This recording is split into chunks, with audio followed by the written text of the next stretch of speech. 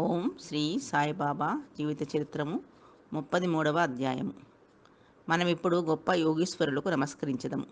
వారి కరుణాకటాక్షములు కొండంత పాపములను కూడా నశింపజేయును, మనలోని దుర్గుణములను పోగొట్టును.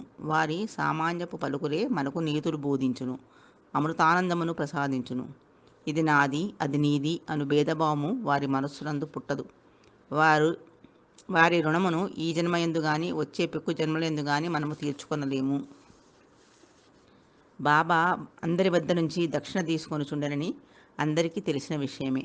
ఈ విధముగా వసూలు చేసిన మొత్తములో ఎక్కువ భాగము దానము చేసి మిగతా దానితో కట్టెలను కొనుచుండెను. ఈ కట్టెలను బాబా దునిలో వేయుచుండెను. దానిని నిత్యము మంట పెట్టుచుండెను. అది ఇప్పటికీ అటులే మండుచున్నది. అందులోని బూడిదనే ఊది అనుచున్నారు. బాబా దానిని భక్తులకు తమ తమ ఇండ్లకు తిరిగిపోవునప్పుడు పంచిపెట్టెడివారు. ఊదీ వలన బాబా ఏమి బోధించనుద్దేశించెను? ప్రపంచములో కనిపించు వస్తువులన్నీయు ఈ బూడిద వలె అశాశ్వతములు. పంచభూతములచే చేయబడిన మన శరీరములన్నీయు సౌఖ్యములను అనుభవించిన పిమ్మట పతనమైపోయి బూడిదగును. ఈ సంగతి జ్ఞప్తికి తెచ్చుటకే బాబా అందరి భక్తులకు ఊదీ ప్రసాదమును పంచిపెట్టుచుండెను. ఈ ఊది వలననే బ్రహ్మం నిత్యమనియు ఈ జగత్తు అశాశ్వతమనియు ప్రపంచములో గల బంధువులు కొడుకు గాని తండ్రి గాని తల్లి గాని మన వాంటు కారనియు బాబా బోధించెను. ఈ ప్రపంచములోనికి మనము ఒంటరిగా వచ్చితిమి, ఒంటరిగానే పోయేదము. ఊది అనేక విధముల శారీరక మానసిక రోగములను బాగు చేయుచుండెను. చెవులలో భక్తుల చెవులలో బాబా ఊది ద్వారా దక్షిణ ద్వారా నిత్యానిత్యములకు గల తారతమ్యము, అనిత్యమైన దానియందు అభిమాన రాహిత్యము గంటమ్రోత వలె వినిపించుచుండెను. ఊది వివేకమును దక్షిణ వైరాగ్యమును బోధించుచుండెను. ఈ రెండును కలిగి ఉన్న గాని సంసారమున అనే సాగరమును దాటలేము. అందుచేత బాబా అడిగి దక్షిణ తీసుకొనుచుండెను. షిరిడీ నుంచి ఇంటికి పోవునప్పుడు భక్తులకు ఊదియే ప్రసాదంగానిచ్చి కొంత నుదుటివే రాసి తన వరదహస్తమును వారి శిరస్సులపై నించుచుండెను. బాబా సంతోషముతో ఉన్నప్పుడు పాడుచుండెడివారు. పాటలలో ఊది గురించి ఒక పాడు పాడుచుండెడి. దాని పల్లవి: కళ్యాణ రామ రారమ్ము గోనెలతో ఊదీని తేతెమ్ము. కళ్యాణ రామ రారమ్ము గోనెలతో ఊదీని తేతెమ్ము. బాబా దీనిని చక్కని రాగముతో మధురముగా పాడుచుండెడివారు. ఇది ఎంతయు ఊదీ యొక్క ఆధ్యాత్మిక ప్రాముఖ్యతము. దానికి భౌతిక ప్రాధాన్యము కూడా కలదు. ఇది ఆరోగ్యమును, ఐశ్వర్యమును, ఆతురతల నుండి విమోచనము మొదలగునవి వెసుకుచుండెను. ఇక ఊది గూర్చిన కథలను ప్రారంభించెదను. నాసిక్ నివాసియగు నారాయణ మోతీరాంజాను అతడు బాబా భక్తుడు. అతడు రామచంద్ర వామన్ మోదకను బాబా భక్తుని వద్ద ఉద్యోగం చేయుచుండెను. అతడు ఒకసారి తన తల్లితో షిరిడీకి పోయి బాబాను దర్శించెను. అప్పుడు స్వయముగా బాబా అతడు మోదక్ సేవను చూసి మాని తాను సొంతంగా వ్యాపారం పెట్టుకోమని చెప్పెను. అప్పుడు స్వయముగా బాబా అతడు మోదక్ సేవను మాని తాను సొంతంగా వ్యాపారం పెట్టుకోవాలని చెప్పెను. కొన్ని దినముల తర్వాత బాబా మాట సత్యమయ్యను. నారాయణ జాని ఉద్యోగం మాని స్వయముగా ఆనందాశ్రమం అను హోటల్ పెట్టెను. అది బాగా అభివృద్ధి చెందెను. ఒకసారి ఈ నారాయణరావు స్నేహితుడికి తేలు కుట్టెను.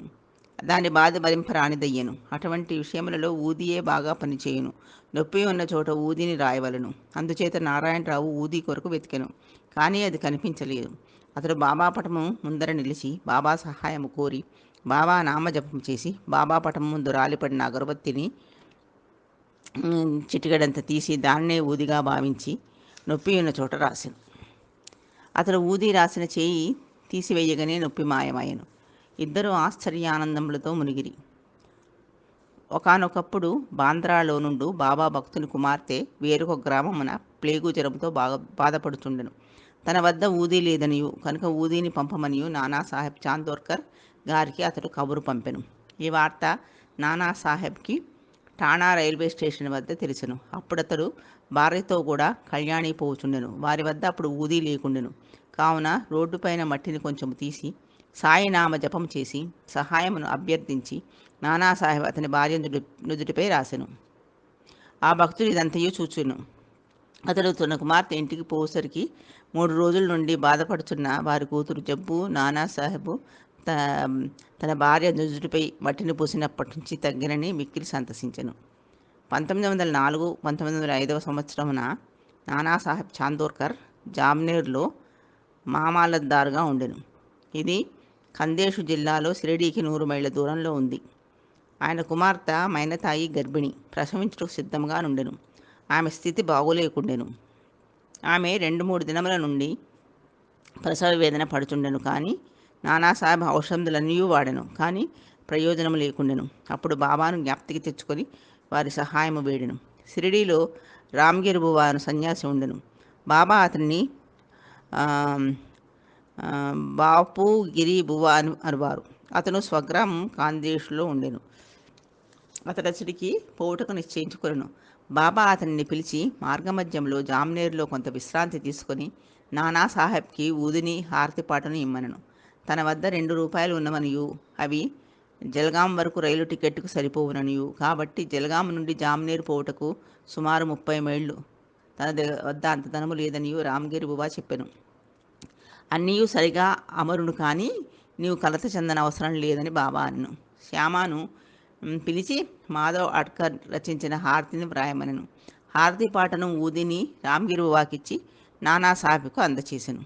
బాబా మాటలు పై ఆధారపడి రామ్గిరి బువా షిరిడీ విడిచి రాత్రి 2:30 గంటలకు జల్గాం చేరెను. అతడికి చేరినప్పటికీ అతని చెంత 2 అణాలు మాత్రమే ఉండెను, కాబట్టి కష్టదశలో నుండెను. అప్పుడే ఎవరో బాప్గిరి బువా ఎవరు అని కేక వేయుచుచుండిరి. బువా అచ్చటికి పోయి తానే అని చెప్పెను. నానాసాహెబ్ పంపించినారని చెప్పుచు ఆ బంట్రోతు ఒక చక్కని టాంగా వద్దకు తీసుకుని పోయెను. దానికి 2 మంచి గుర్రములు కట్టి ఉండెను. ఇద్దరూ అందులో కూర్చుండి బండిని వదిలిరి. టాంగా వేగంతో పోయెను. తెల్లవారుజామున టాంగా ఒక సెలయేరు వద్ద చేరెను. బండి తోలువాడు గుర్రములకు నీళ్లు తాగించుటకు పోయెను. బంట్రోతు రామ్గిరి బువాను పలహారము చేయమని పలహారపు దినుసులను పెట్టెను. గడ్డము మీసములున్న ఆ బంట్రోతు బట్టలు చూసి రామ్గిరి బువా అతడు మహమ్మదీయుడిని సంచయించి పలహారములు తిరకుండెను. కానీ ఆ బంట్రోతు తాను హిందువుననియు గర్వాల్ దేశపు క్షత్రియుడుననియు నానాసాహెబ్ ఈ ఫలహారములను బంపెను గాని తినుటకెట్టి సంశయము లేదని అనెను. అప్పుడు ఇద్దరూ కలిసి పలహారం చేసి బయలుదేరిరి.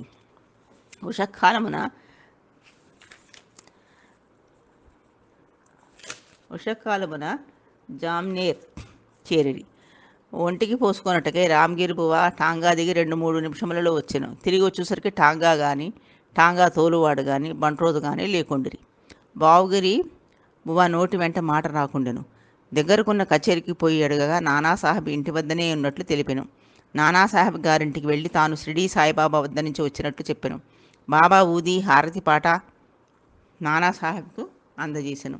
మైనతాయి చాలా దుస్థితిలో నుండెను. అందరూ ఆమెను గురించి ఆందోళన పడుచుండ్రి.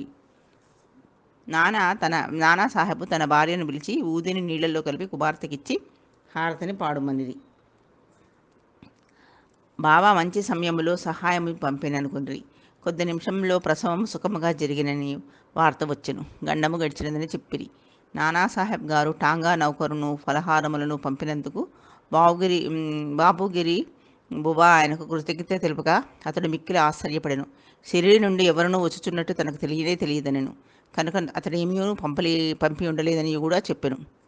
బీవీ దేవ్ గారి విషయమును పై చాందోర్కర్ను రామ్గిరి బువాను కలుసుకొని విచారించి సాయి లీలా మ్యాగజైన్లో గొప్ప వ్యాసమును ప్రకటించినారు. బివి నరసింహారావు గారు మైనతాయి, బాబురావ్ చాందోర్కర్, రామ్గిరి బువాలకు వాంగ్మూలమును సేకరించి భక్తుల అనుభవములను గ్రంథమున 3వ భాగమున ప్రకటించినారు.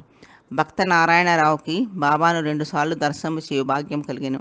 బాబా సమాధి చెందిన 3 ఏళ్లకు షిరిడీకి పోవాలని అనుకోను, కానీ పోలేకపోయాను. బాబా సమాధి చెందిన 1 సంవత్సరములో అతడు జబ్బుపడి మిగుల బాధపడుచుండెను. సాధారణ చికిత్స వలన ప్రయోజనము లేకుండెను. కావున రాత్రింబవళ్ళు బాబాను ధ్యానించుచుండెను.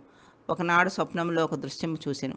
అందులో బాబా అతన్ని ఓదార్చి ఇట్లనెను: ఆందోళన పడవద్దు, రేపటి నుంచి బాగగును, వారం రోజులలో నడవగలవు. స్వప్నంలో చెప్పిన రీతిగా రోగము వారంలో కుదిరెను. ఇచ్చట మనము ఆలోచించవలసిన విషయం ఇది. శరీరం ఉన్నన్నాళ్ళు బాబా బతికి ఉండిరి. శరీరం పోయినదిగా గాన చనిపోయినారా? లేదు, ఎల్లప్పుడూ జీవించి ఉన్నారు. వారు జనన మరణములకు అతీతులు. ఎవరైతే బాబాను ఒకసారి హృదయపూర్వకంగా ప్రేమించెదరో వారెక్కడున్నప్పటికీ ఎట్టి సమయమునందు కానీ బాబా నుంచి తగిన జవాబు పొందెదరు. వారెల్లప్పుడూ మన పక్కనే ఉందురు. ఏ రూపములోనో భక్తునికి దర్శనమిచ్చి వాని కోరికను నెరవేర్చెదరు. బొంబాయిలో నుండి యోగియగు బాలాబువా సుతార్ 1917 సంవత్సరమున మొదటిసారి షిరిడీకి వచ్చెను. అతడు గొప్ప భక్తుడు. వారెల్లప్పుడూ ధ్యానమును భజన చేయుటచే వారిని నవయుగ తుకారాం అని పిలుచుండేవారు. వారు బాబాకు నమస్కరించగా, బాబా, నేను అతనిని 4 సంవత్సరాల నుండి ఎరుగుదుననెను. తాను మొదటిసారిగా ఇప్పుడే షిరిడీకి వచ్చిన వాడొకటే బాలాబువ ఎద్దిట్లు సంభవము అనుకొనెను. కానీ తీవ్రంగా ఆలోచించగా బొంబాయిలో 4 సంవత్సరాల కిందట బాబా ఫోటోకు నమస్కరించినట్లు జ్ఞప్తికి వచ్చెను. బాబా మాటలు ప్రాముఖ్యము గ్రహించెను.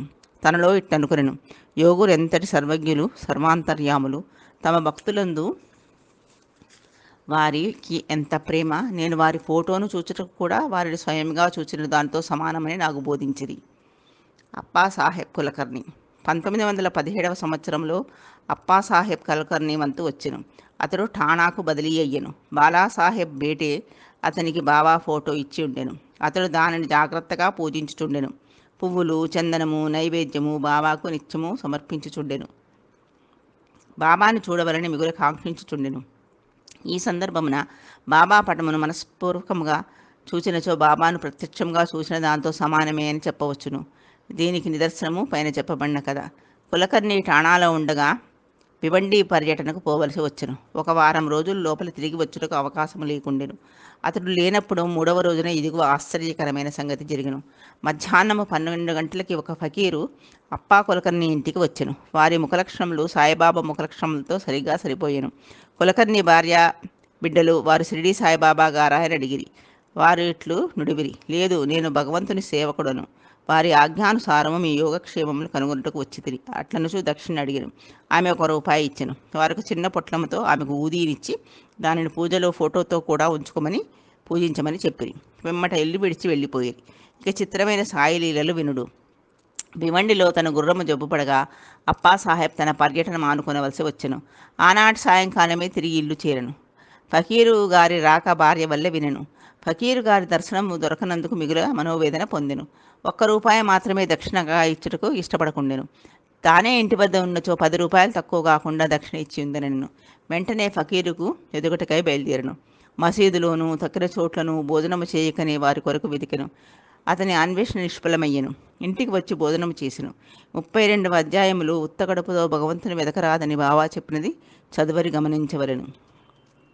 అప్పాసాహెబ్ ఇచ్చట ఒక నీతిని నేర్చుకున్నాను. భోజనం అయిన తర్వాత చిత్రేయను స్నేహితులతో కలిసి వ్యాహాళికి బయలుదేరాను. కొంత దూరం పోగా ఎవరో వారి వైపు త్వరగా వచ్చుచున్నట్టుగా అనిపించాను. వారి ముఖలక్షణములను బట్టి వారు తన ఇంటికి 12 గంటలకు వచ్చిన వారే అని అనుకున్నాను.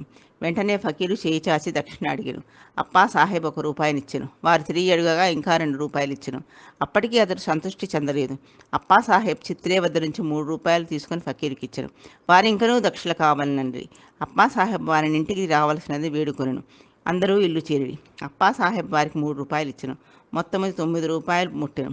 అప్పటికి సంతృష్టి చెందాక ఫకీరు ఇంకొక దక్షిణ ఇమ్మనను. అప్పాసాహెబ్ తన వద్దున్న 10 రూపాయల నోటును గలదనెను. ఫకీరు దానిని పుచ్చుకొని 9 రూపాయలు తిరిగి ఇచ్చివేసి ఎక్కడి నుంచి వెడలేను. అప్పాసాహెబ్ 10 రూపాయలు ఇచ్చేదనను గనక ఆ మొత్తమును తీసుకొని పవిత్రం పరిచిన పిమ్మట 9 రూపాయలనిచ్చి వేసెను. సంఖ్య 9 చాలా ముఖ్యమైనది. అది నవవిధ భక్తులను తెలియచేయును. బాబా లక్ష్మీబాయి షిండేకి 9 రూపాయలు సమాధి సమయమునందు ఇచ్చిరి. అప్పాసాహెబ్ ఊదీ పొట్లమును విప్పి చూసెను. అందులో పువ్వుల రెక్కలను అక్షితులను ఉండెను. కొంతకాలము పిమ్మట బాబాను షిరిడిలో దర్శించినప్పుడు వారి వెంట్రుక ఒకటి చిక్కెను. అతడు ఊదీ పొట్లమును వెంట్రుకను ఒక తాయెత్తులో పెట్టి తన దండపై కట్టుకొనెను. అప్పాసాహెబ్ ఊదీ ప్రభావమును గ్రహించెను. అతడు మిక్కిలి తెలియైన వాడైనప్పటికీ నెలకు 40 రూపాయల జీతం మాత్రమే దొరుకుచుండెను. బాబా ఫోటోను ఊదిని పొందిన తర్వాత 40 రూపాయలకు ఎన్నో రెట్లు ఆదాయం వచ్చెను. మంచి పలుకుబడియు అధికారము లభించెను. ఈ లౌకికమైన కానుకలేగాక దైవభక్తి కూడా వృద్ధియగుచుండెను. కావున బాబా ఊదిని పొందు భాగ్యము కలవారు స్నానము చేసిన పిమ్మట ఊదిని నుదుట రాసుకొని కొంచెము నీటిలో కలిపి బాబా పవిత్రమైన తీర్థముగా భావించి పుచ్చుకొనవలెను. టాణా జిల్లా దహను గ్రామము నుండి హరిబావు కర్ణిక్ అనునతడు 1917 సంవత్సరమున గురు పౌర్ణిమ నాడు షిరిడీకి వచ్చి బాబాను తగిన లాంఛనములతో పూజించెను. వస్త్రములు దక్షిణ సమర్పించెను. శ్యామ ద్వారా బాబా సెలవు పొంది మసీదు మెట్లు దిగెను. అప్పుడే ఇంకొక రూపాయి బాబాకు దక్షిణ ఇవ్వాలని తోచగా మసీదు మరలు ఎక్కుచుండగా బాబా సెలవు పొందిన పిమ్మట వెనుకకు తిరిగి రారాదని ఇంటికి బయలుదేరమనను. మార్గమధ్యమున నాసిక్‌లో కాలారాముని మందిరం ప్రవేశించి దర్శనము చేసుకొని వెలుపలకు వచ్చుచుండగా హ్మ్, నరసింగ మహారాజు అని యోగి తన శిష్యులను విడిచి లోపల నుండి బయటికి వచ్చి హరిబావు ముంజేతిని పట్టుకొని నా రూపాయి నాకిమ్ము అనెను. కర్ణికి మిగులు ఆశ్చర్యపడెను. రూపాయిని సంతోషముగానిచ్చి సాయిబాబా ఈ విధంగా తానివ్వదలుచుకున్న రూపాయిని నరసింగ మహారాజు ద్వారా గ్రహించిరి అనుకొనెను. యోగీశ్వరులందరూ ఒక్కటే అనియు ఏకాత్మ భావముతో కార్యములు ఉనర్తురనియు ఈ కథ తెలుపుచున్నది. ఓం నమో శ్రీ సాయినాథాయ. శాంతి శాంతి శాంతి. 33వ అధ్యాయము సంపూర్ణము. ఓం అమృతేశ్వర్యే నమః.